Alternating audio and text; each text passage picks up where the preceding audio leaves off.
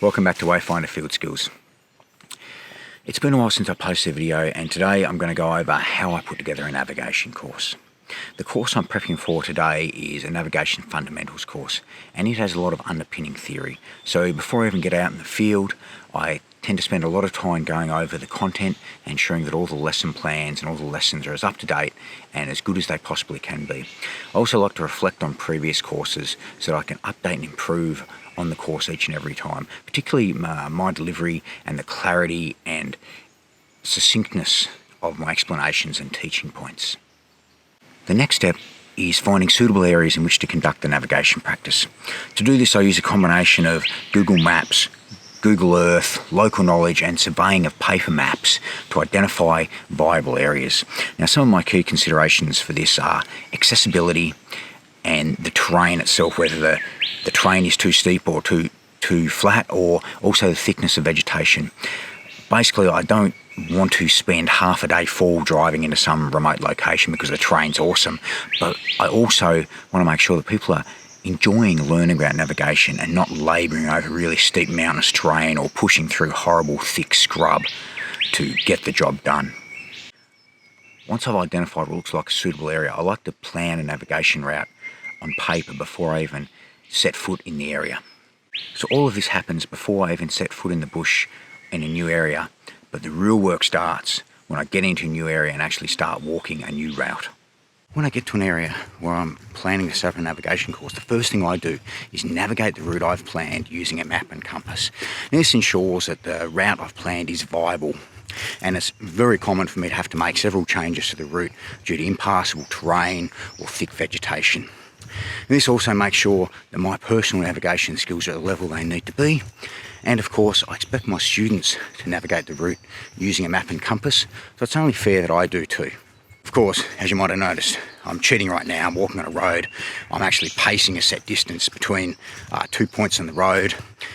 Basically, it's pretty much impossible to walk through thick scrub and try and look at a camera and talk at the same time.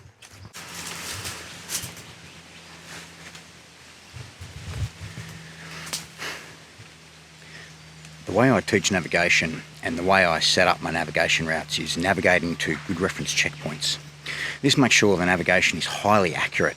The theory being that if you navigate with this level of accuracy to navigate to a specific tree somewhere in the bush, then the real world application of navigation, that is navigating to a river or a hill or a road or some other feature, is going to be that much more achievable. To make sure the checkpoints that I've marked on the map are accurately plotted, I use a GPS, but I don't want to cheat myself or my students. So, like I said, I make sure I use a map and compass to navigate me to where I think the checkpoint is, and then when I get to where I think I am, I pull out a GPS to check and actually plot that accurately. Once I've found my way to the checkpoint that's plotted on the map, I then like to mark it by tying some flagging around a tree, like you can see just here. With needing to make changes to the route, and with the fact that I like to walk the route multiple times to ensure I'm really comfortable with the countryside, it can often take me up to 4 days to set out a route for a single day's navigation. Also, I often make last minute changes to avoid terrain or to bring out teaching points that I want to bring up and clarify from the theory section of the course. In this case, on the route I'm navigating currently, I've used it on several previous courses, so I'm not planning on making any route changes at the moment. However, I always like to get in prior to a course and ensure that nothing has changed in the area that makes it unsuitable or I need to make any changes. Also, it's just a good excuse to get out in the bush and have a day out away from the pressures of the normal world. And the courses I teach aren't for everyone, but if you've got any interest in learning about map and compass navigation, even if you don't want to attend one of my courses, I'd love to hear from you, and if there's anything I can do to point you in the right direction, pun intended, to help you out in learning about navigation, I'm more than happy to help. Anyway, whatever it is that you're into, I hope you're getting after it. Thanks very much for watching, and have a nice day.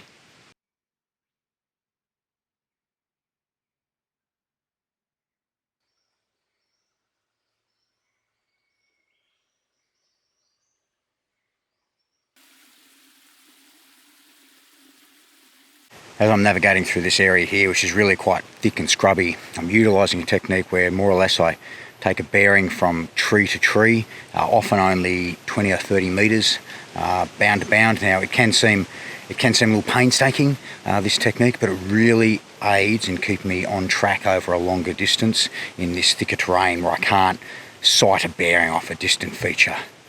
Oh, and man, it is hot as balls out here. I'm so glad there's a bit of a wind just to take the edge off it.